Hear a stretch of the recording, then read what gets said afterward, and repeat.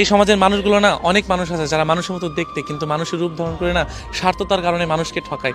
অনেক মানুষ আছে অনেকভাবে মানুষকে ঠকায়। এই সমাজে বাস করতে হলে না আপনাকে বুঝতে হবে যে কোনটা মানুষ এবং কোনটা বহুরূপী মানুষ, যেটা ছলনার চাদরে মানুষটা ঘিরে আছে। এই মানুষগুলোকে না আপনার চিনতে হবে। একটা জিনিস খেয়াল করে দেখেন যে গরু ঘাস খেয়ে দুধ দেয় আর সাপ কিন্তু দুধ খেয়ে বিষ দেয়। আবার কোনটা লবণ আর কোনটা চিনি এটা কিন্তু যখন একটা পাত্রতে রাখা যায় এটা কিন্তু বোঝা যায় না। তেমনটাই আমাদের মানুষ। আমরা যখন কোনো মানুষকে ভালোবাসি, কোনো মানুষকে বিশ্বাস করে থাকি, কোনো মানুষের বিশ্বাসে ডুবে যায়, কিন্তু আমরা বুঝতে পারি না যে কোনটা গরু, কোনটা সাপ, কোনটা লবণ, কোনটা চিনি। কিন্তু আমরা বিশ্বাস করি যে ওই মানুষটা মনে হয় হয়তোবা আমাদের জন্য ভালো মানুষ। আমরা যখন কোনো মানুষের পাল্লায় পড়ি না যে মানুষটা আমাদেরকে ভালোবাসে বা এই মানুষটা মনে হয় আমার সাথে কোনো বিশ্বাসঘাতকতা করবে না, কিন্তু ওই মানুষটার জন্য না আমরা পরিবারের সাথে, বন্ধুর সাথে, আত্মীয় স্বজনের সাথে ওই মানুষটার সাথে আমরা মানুষটার জন্য আমরা লড়ে থাকি যে না, আর যাই হোক এই মানুষটা আমাকে ঠকাবে না, আর যাই হোক এই মানুষটা কোনোদিনও আমাকে ঠকাবে না। কিন্তু দিন শেষে জানেন কি, যে এই মানুষটাই না আপনাকে ঠকাবে।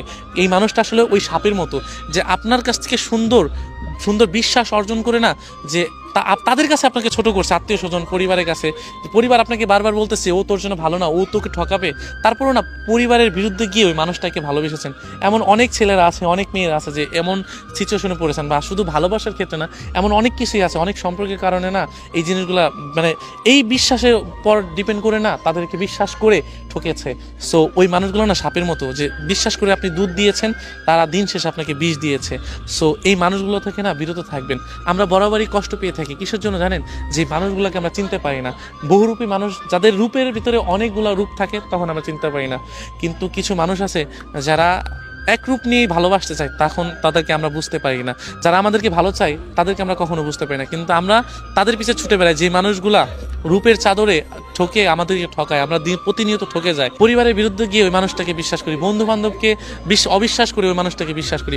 যখন বন্ধু বান্ধব বলে যে তোর জন্য ওই মানুষটা ঠিক না, তারপরে বন্ধু বান্ধবকে ত্যাগ করে ওই মানুষগুলোকে আমরা বিশ্বাস করে থাকি।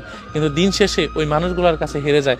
কিন্তু আমরা ভাবি ওই মানুষটা চিনি, আসলে ওই মানুষটা লবণ। কারণ ওই মানুষটার মুখে হয়তো চিনি ছিল কিন্তু অন্তরে ছিল লবণ, যেটা আমরা প্রথমে বুঝতে পারি না। যেই মানুষটা আপনাকে চিনি দেখে লবণ দেখাবে, সেই মানুষটা থেকে বিরত থাকার চেষ্টা করেন।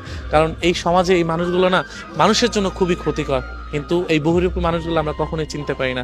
আমরা বিশ্বাস করে হেরে যাই আমাদের বিশ্বাসের কাছে, এবং আমরা লজ্জিত আমাদের বিশ্বাসের কাছে যে আমরা ভুল মানুষকে বিশ্বাস করে দিনের পর দিন ঠকে যাই।